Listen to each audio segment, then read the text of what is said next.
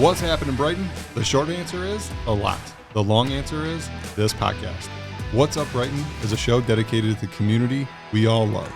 Hosted by Roger Burnett, Eric Meldrum, and Coach Mark Howell, this podcast will feature news, issues, and discussions impacting Livingston County and celebrate the people who make our slice of Michigan go and grow. This is What's Up, Brighton.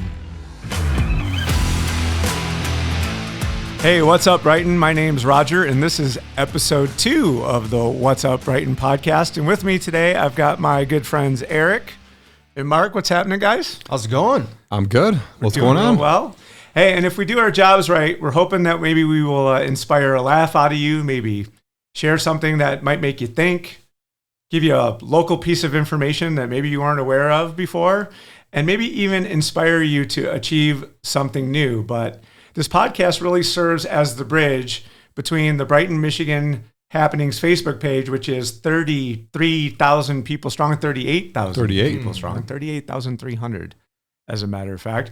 And it's our way to try to break down the digital divide between everybody that participates in that page and maybe face-to-face, person-to-person encounters, which is really what we're hoping that the Brighton, Michigan Facebook group will evolve to over time. So welcome, guys. Welcome. How's it going? Good. We're having a good show here. It's number Ready to 2. rock and roll. Yeah. Feeling good about ourselves. We got that first one in. Hopefully you all liked it. Hopefully you all came back for more. Right? Because we've got plenty, ladies and gentlemen. Thanks to so you, much- right? there's so They're much giving to us talk lots about. of content. So Lots of content. So much to be had. So like I said on today's show, we want to talk about a few things. We want to talk about the Believe in Brighton website, a little bit about that. And Yes, sir. weigh in our feelings on that particular one. We talk about, wow, like the social district is coming back. That should be a lot of fun. We definitely want to talk Excited. about that. We're going to let Coach Mark loose one more time on the dear. audience to Dear. share one of his pieces of goodness. And then we're going to leave the final word for Eric over here. Does that sound like a good show, guys? Sounds good to me. Sounds good to me. Let's rock and roll. The Yeah. people will ultimately tell us about it, right? Right. But at the end of the day, we're just trying to bring you all value. Just remember that, because And have some fun doing it. have some fun doing Let's it rock. because bourbon. Because bourbon. Cheers. When in Cheers doubt. to you guys. Cheers. I already Cheers drank to it. you guys. So let's get right into it. There's a website out there that's intended to bring more attention to downtown Brighton merchants.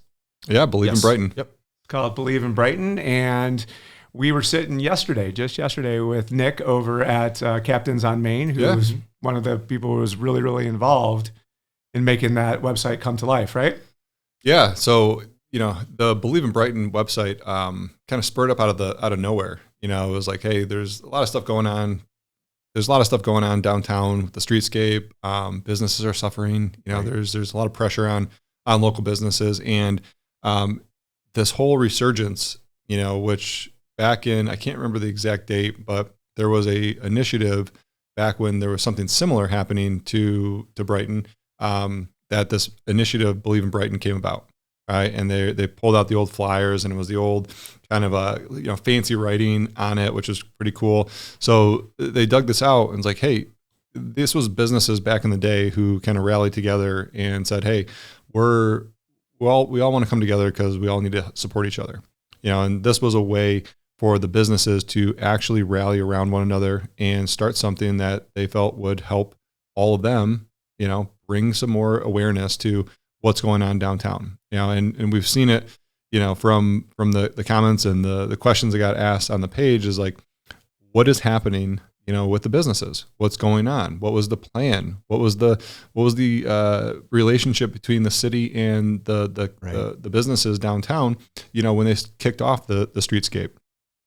A lot of stuff to unpack, with this, and we'll have some local business owners on the show to really unpack how that unfolded. Good, I'm gonna need a lot more bourbon for that talk. those shows will need more bourbon, but this was a big topic. So the Believe in Brighton, initiative really spun out of a grassroots effort from the business owners, right? And a lot of people don't understand this was not from the city of Brighton. Right. This was not an initiative that came from a government agency. This was from the people. Right, the business owners that said we need to do something to keep our businesses alive. Right, we need to get awareness out there. We need to help ourselves and stop asking for help. We just need to go and do it. So they did, and they started a website that was called Believe in Brighton, and it showed all the businesses that were downtown. It gave an interactive map of where all those businesses were. It also highlighted exactly where you could park during the streetscape, because you couldn't park on Main Street, and it brought a lot of awareness, right? So, not a lot of people knew about it, right? Which is another debate, right? How do the local businesses promote this type of stuff? How do we get the word out of it? And we were even sitting here today and we were talking about it pre-show, and you're like, I knew nothing about it. Mm-hmm. Like I know of it. I didn't know like how it came about or where the marketing dollars, for the initiative really came from. And then you had some commentary on it, but it was like, that's the example here, right? That's the punchline of it is like, nobody really knew. Right. And it's a combination. Like, yes, people did stuff because it's out of necessity, but where was the support, from City of Brighton, right? Mm-hmm. How do we get that awareness out there?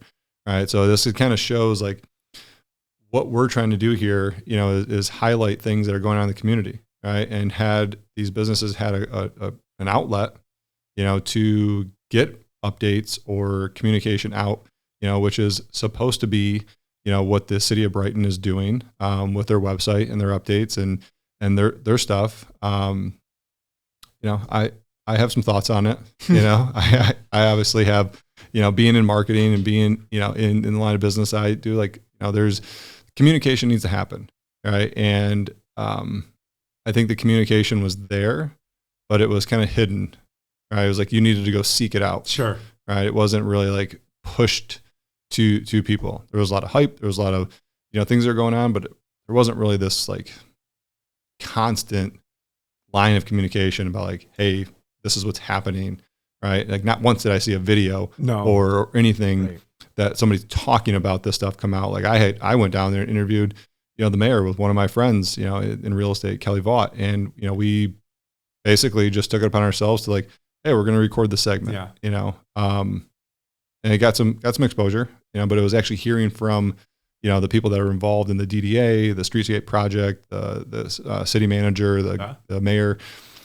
And it was a different take. Like I learned some things. So, just talking about the Believe in Brighton, I think that's just an example of what does everybody here in Brighton want to know, right? They want to know. How do we make that type of initiative, which was very positive, for the businesses, how do we bring that full circle? Exactly.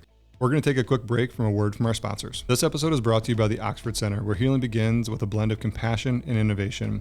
The Oxford Center offers a ton of different treatments, ranging from hyperbaric oxygen therapy, autism services, physical therapy, speech therapy, and occupational therapy, and more. They've pioneered research behind a wide variety of treatments and conditions. They're located in the heart of our community, right here in Brighton. They believe in treating the whole person, not just the symptoms. Discover how they can support your journey in wellness. Visit theoxfordcenter.com or call 248-486-3636.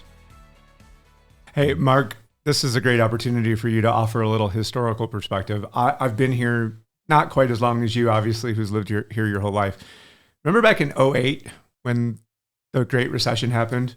You could have shot a cannonball off down Main Street. All of the businesses were gone.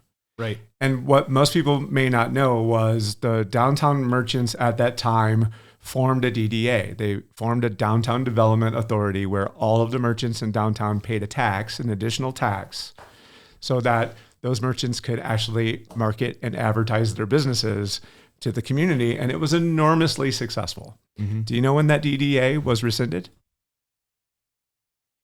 The pandemic. So right at the time when all of the businesses really needed the most marketing help. So if you look up the quote, there's a quote by Henry Ford that says, businesses who stop investing in marketing is like a clock that doesn't move, right? How do you get the message? How do you convey what's going on if nobody knows what time it is, right? When you say rescinded, does that mean that it no longer exists? It does no longer exist. Because correct. The term DDA is still thrown around. Sure, the taxation that was going on of the downtown merchants stopped. And taxation, the DDA still exists. Yeah, the DDA still exists. Okay, taxation. The additional tax that the downtown merchants Clarity. Okay. And we'll double check this just to be sure. But that's what my understanding is from my downtown merchant clients. And I get it. It was throwing the deck chairs off a sinking ship to try to keep it from going all the way under. When you're faced with a dilemma like that, you're just in survival mode. And sometimes expense cutting is the most important thing that you could possibly do, whether or not it's actually good for your business or not. It doesn't matter if it's good for your business if your business doesn't exist, right? So I completely get why that happened.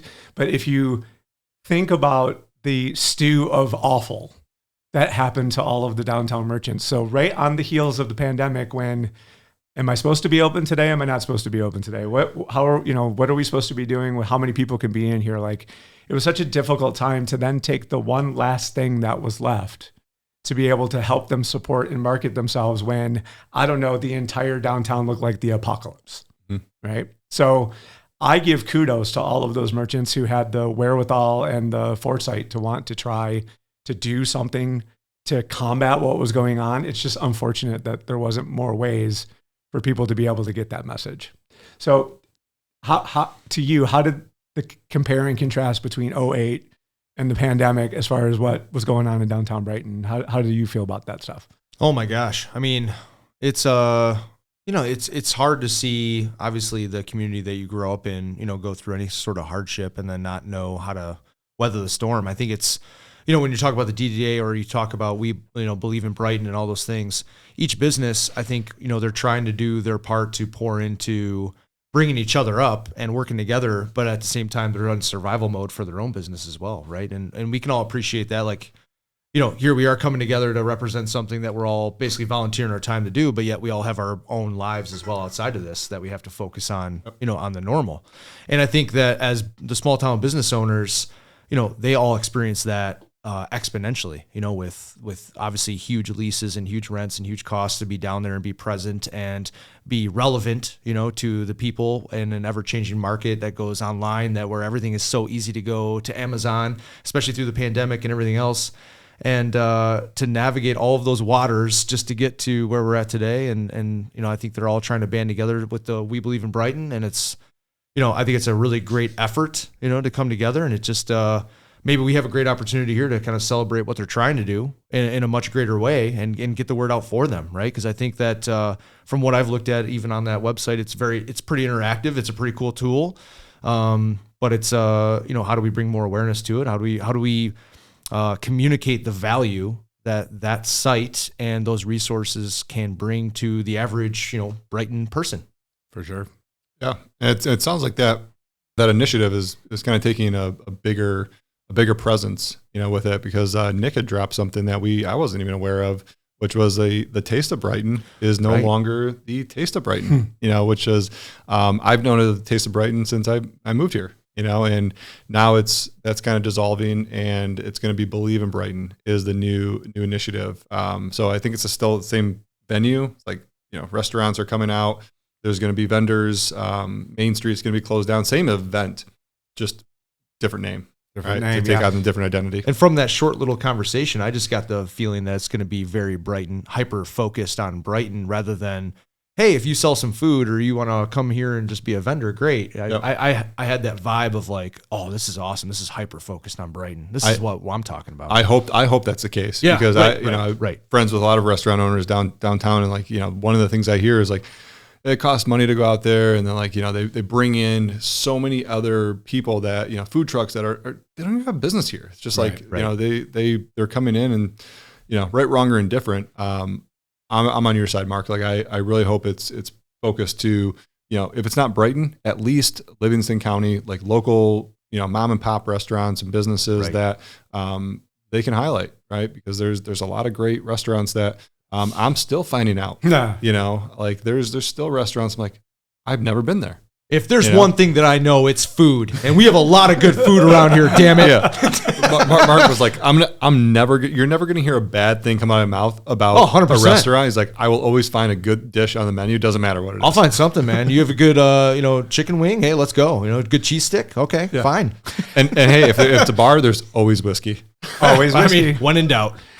I can remember when we moved out here, the Brighton Argus back in the day, they would always run the best of, all best restaurant, best everything. Mm-hmm. And I kid you not, in the first restaurant reviews, the best Mexican restaurant as voted on by the public in Brighton was Taco Bell. Get out of here. Swear to God. That is Oh my scary gosh. AF. Wow. No. Brighton, Livingston County, Brighton. What is going on? But maybe that might give you some insight as to how our restaurant scene has changed over the years in comparison to when your boy first got here and Lil Chef and Taco Bell were where it was at. And Big Boy on Sunday. Yeah. Which, R.I.P. Oh, Big Boy, sorry. R.I.P. Man, way to bring the mood down. I know. Jeez. Well, Back to William it's going to be, but it's going to be a Chick-fil-A though. No? Well, car wash? Car wash? Car wash. Mexican. Car wash. Panda Express. Panda Express. Trader yes. Joe's. Trader Joe's. That was it. We were mistaken yeah. the whole time. You guys are way off. Trader Joe's. Sorry, ladies and gentlemen. It's going to be yet another financial institution, MSU Federal Credit Union, ladies and gentlemen.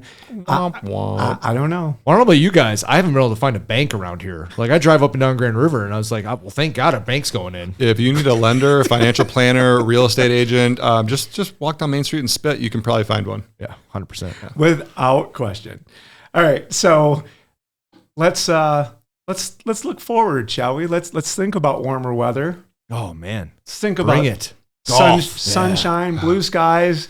Just picture this. golfing Walking out around the there. mill pond, grabbed a coffee from BCAT, walking we around the go. mill pond, or maybe you grabbed a taco from El Arbol over there. And one of my Spanish agents always says, I mispronounce El Arbol. If you're Spanish and you're hearing this, I'm white AF. So, sorry. Like that's what You it are? is. Yeah. Couldn't tell? Oh, man. Oh, Mark's blind. I'm Mark's fooled. blind. I'm Yeah. fooled. Fast fact. I'll try to work it back for the folks at El Arbol. Do you know what Arbol stands for? Enlighten us. Arbol is Spanish for tree, and that used to be the yum yum tree. Gives a little Ooh. love. That's right. Showing a little love to the past, a I little like nod to it. history there. I like it. See, there's one of That's those good. Brighton facts that maybe Well- not everybody knows about. The pylons are awesome, so They are. it's no shocker that they're giving us some love. Very cool. Yep. I was so bummed out when Wooden Spoon shut down Steve. Oh, I still haven't gotten over it, dude. Sorry. It was a one-of-a-kind restaurant, and I Really get was. it. Navigating two things during employee issues and all sorts of stuff, like that's Yeah. got to be super tough. But man, that was a good restaurant. That was a good Man, restaurant. that was good. I missed that one. Yeah. Miss it. Any All right. other Well, big ones that we missed? Back to the picturesque. Oh, Yeah. Summer. Paint that Oh, yeah, picture, we're- baby. Come on, water- but come on, Birds are Picasso. chirping. Come on. You know, maybe a band's playing at the amp, and you got your coffee, got your okay. taco, just walking around, strolling. What's going on downtown Brighton? What are you doing? I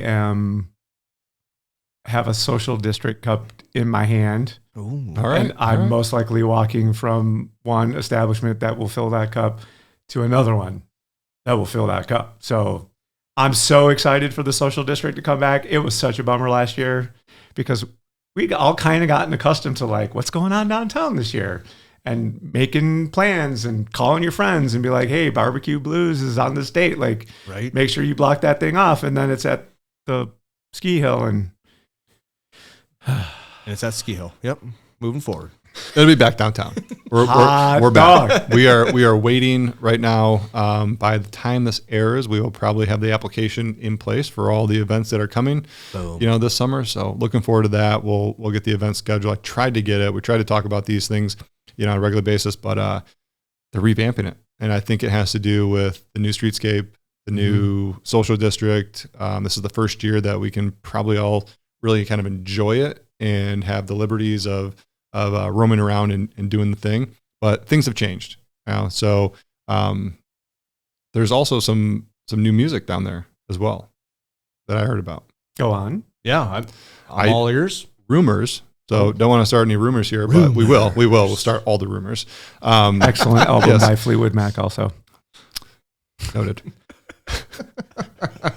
But I think somebody is taking over Friday nights or Saturday nights. Friday or Saturday, live music at the amp. Oh. Now we're talking. Yeah, Okay. yeah. And I think if we Let's need go. to, if we need to know more, I think we need to talk to Two Stones. Okay. on Okay. that, 'cause I heard they're controlling that. Little Blink 182. Is that we're kicking it up a notch? A I little mean, Billy Idol? I'd be all for it. Anything's on the table. Let's go. You know? Let's rock out. Well, think of it this way. All right. So this is legit. Like, think about years past with the social district, and when we shut the streetscape down, say that fast. Yeah, right. She's tighter now than she used to be. So how those food trucks, like, That's what we're he not said. going to have as much time and space. The downtown streetscape is much narrower than it used to be. I'm not entirely certain that we're going to be able to fit the same kind of people in the middle of the street that we were able to in years past. What say you?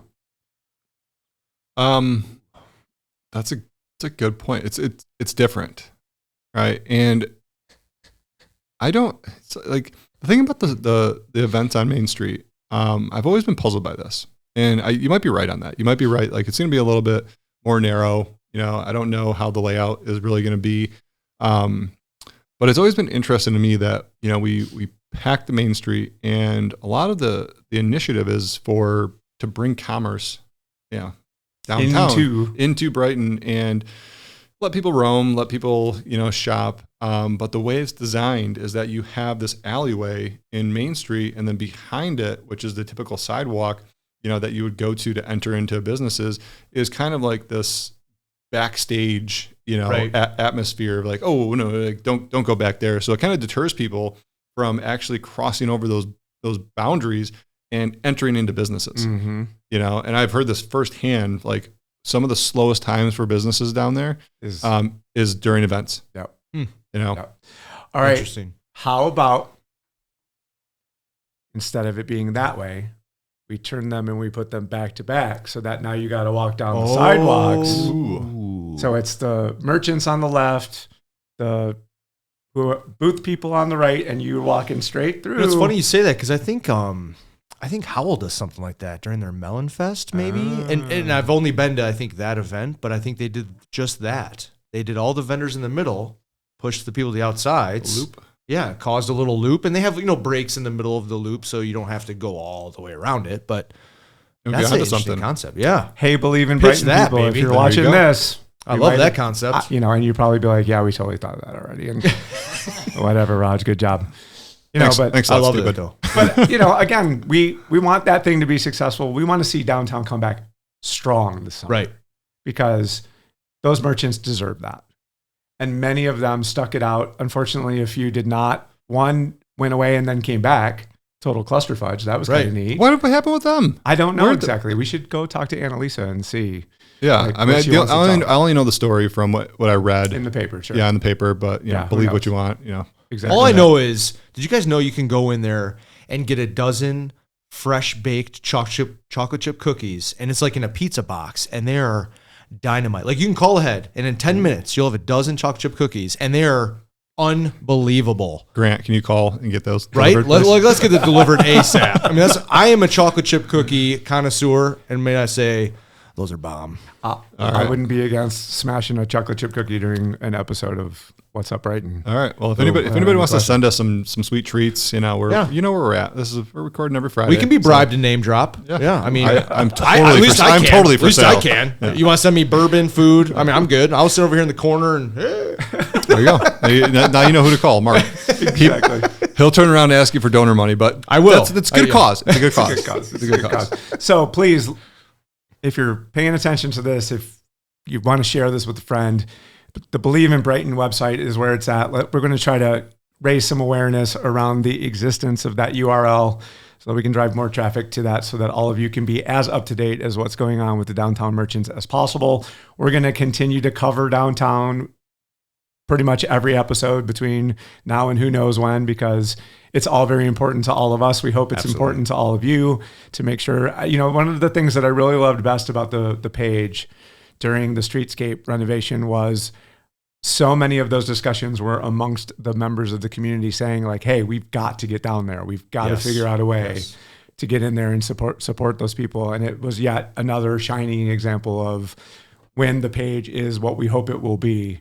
It's in situations like that for sure. Yeah. The thing I loved was like when people were like, hey, you can actually get to the businesses by just walking, you know, and like parking and walking, like those things are open, and understandably, like it was rocky, Sure. you know, like, okay, not a lot of people, maybe if a walker or your wheelchair, you can get down there, but that wasn't the intent, you know, that they can't make it ADA compliant for for that period of time. I don't even know if that's possible. Maybe it is. I don't know. Right. But, you know, it was great to just see people just kind of rallying around that. It was like, if there's a will, there's a way. Right. You just get down there. I don't know if you read some of those posts, you know, people make it sound like they have to walk 30 miles just to get downtown. You know, parking's so bad. I got to park so far away. Get your steps in, people. I mean, it's like, hey, it's okay to walk, you know. And listen, that's how you get fit. No, Right? no disrespect to the fact that for people who have a disability or have trouble walking, that was a bear. Like, we're not even strollers, wheelchairs, not fun. Even for those of us who don't have any limitations, it was not fun. Let's not pretend it was not fun. But the responsibility I felt that the community took on to try to support the merchants to the best of their ability was really, really reflected in the page. And it made me feel really great to know that we created an environment that people could want to try to support each other in trying to achieve that effort, because I'm grateful for everybody who's still there.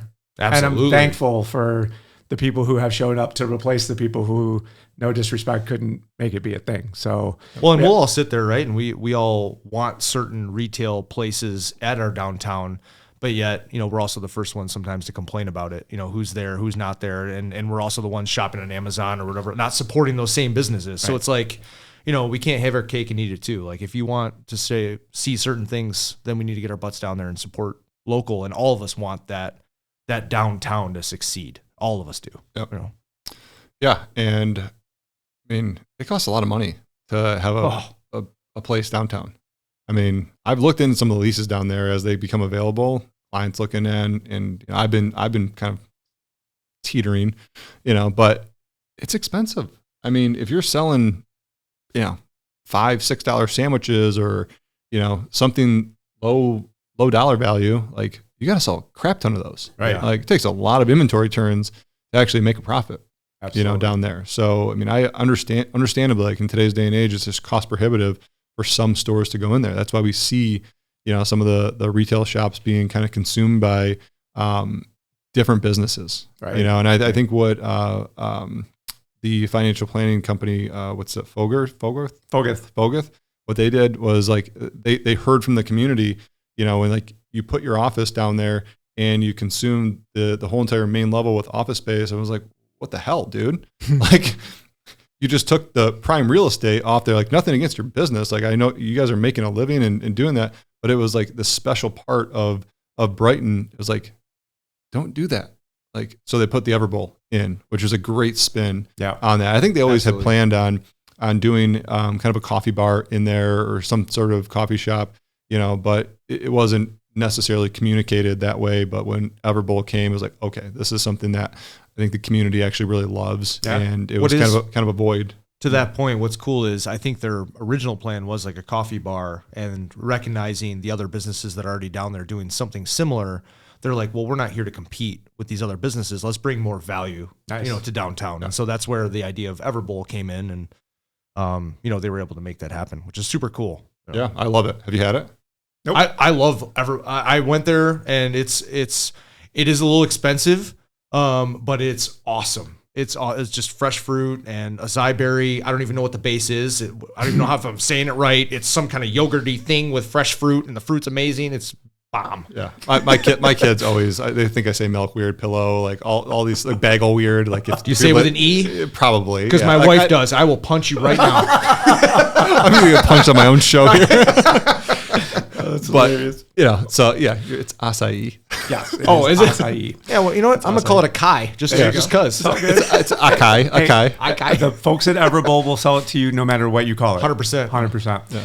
Well, I think we've made it very clear that we'd like everybody to support the downtown businesses this summer, and we're hoping that it's going to be fantastic and awesome and amazing and memorable and everything that we want it to be. And I can't wait for a summertime picture like the wintertime picture that they took of downtown Brighton when all the Christmas decorations were up. It was just this side of amazing. So I can't wait for the summer version of that picture to come out.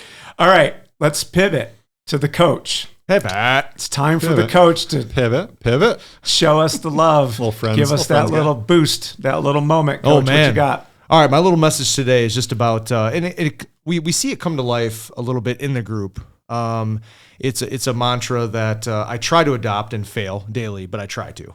And that's just assume the best, right? Assume the best. And I think it's along with that is we jump to conclusions so much in life. We do different things that we want to be skeptical. We want to have the inner cynic come out, and we're always wanting to hate on just everyday things rather than just assuming that things are needed. Things are the best version of themselves. And I'm always continued to be inspired by the old adage of life is 10% what happens to us and 90% how we respond to it. And that is something that all of us have heard in our lives. And some of us adopt, some of us don't. I think probably the majority of us try to adopt it. But the people that don't, we hear from them a lot more. And it's just, life is going to be full of a lot of different curveballs and hurdles and obstacles and perseverance and things that are thrown our way that are distasteful or ugly or untruthful or what have you. But yet, in all of those moments, we have a choice, and we can choose to navigate those however we wish to do it. And so do we want to do that with inspiration and hope and positivity and energy and things that can make this world a better place? Or are you going to pile on and bring more negativity and choose to make it heavier, for somebody else? And I think that's really just, it's up to us, right, to carry that burden. And the burden is an opportunity that each one of us has to make this world a better place. So that's what I got. It's a great message. What a good one. Fire every time. Let's go. I think I want to rename this whole entire thing to Spit and Chicklets. Like, I got Barstool Sports on my mind all the time, but like maybe I can choose some next time and I just spit them out right before Spit and Chicklets. Fantastic. And again, we said it last time. We feel like this team, Brighton, Michigan Happenings, is a team. It's 38,000 strong. Absolutely. And we're as strong as our strongest, and we're as weak as our people who aren't necessarily really bought into something bigger than themselves. So we're doing everything that we possibly can to bring you all as much value so that you feel like you want to be a part of something bigger than yourselves, because this guy over here, Mr. Eric with the last word, as he's about to bring it to you, is going to tell you some of the ways that we're going to engage you as a community and give you an opportunity to put your money where your keyboard is. Yeah, and I think that really kind of speaks to what we're trying to accomplish in the group here, which is don't necessarily come with your complaints or like problems all the time. There's enough of that in this world, right? Just having complaints and having issues doesn't solve anything, right? And this is something I've always lived by, is be solution focused, right? Be solution focused so you can actually figure out like how to move forward, right? Me coming to you with a problem doesn't necessarily solve anything. All you're going to do is look at me and say, Eric's just a complainer. Like, he's annoying. He's a complainer. That's all. Like, he doesn't bring any joy into this relationship or friendship or whatever it is that's going on. So have a solution, right? Have a either positive spin on it and try to see the good in what we're doing. And that's the culture that we're trying to really bring to, this podcast, everything that we're doing. But speaking of bringing more content to the community, like, my list of things have gone on and on. And since Roger came into, the admin role here, along with Mark, we've been brainstorming and, trying to figure out like, what are the things that are going to bring this community and the people in this group kind of together more, right? Because we've been spending a lot of time, having discussions on the group through threads, learning a lot. Right, learning a lot about some of the people that I want to meet, some of the people that I don't want to meet, in the community, and that really is transpiring into how do we meet in person, right? What are some in-person events that we could do, right? And we have a laundry list of things, but more importantly, we've always listened, and I've always kind of been an observer of like, what do you want, right? So I want to ask you as the community. What type of things would you like to see organized in this community that you think would be fun? Doesn't have to be anything serious. This is a way for us to just get together, whether it's at a happy hour, at a restaurant, going and supporting some cause that is going on in the community. What would you guys like to see? Right? We have some ideas, but more importantly, we want to hear from you, and we want to build an avenue where if you have something going on, you can bring that to the group and have us help you support that. Whether it's a private event that's going on, whether that's a public event that people need to know about, or maybe that's somebody that is in the community that needs to be spotlighted or have a spotlight shined on them. Because some of the most heroic people are not the ones that are going to go out and speak about themselves. Absolutely. We're sitting right next to one right now, where if they leave him to his own devices, he won't talk about himself, but he inspires me every single day. So he's just an example of what we're looking for in this community is like, we want to know the unsung heroes. We want to know the people that we should know, that we should have on the podcast, right? That we should be having sitting in this fourth seat right here, and really getting to know them and learn more about what they're up to, where they came from and what they're doing in the community.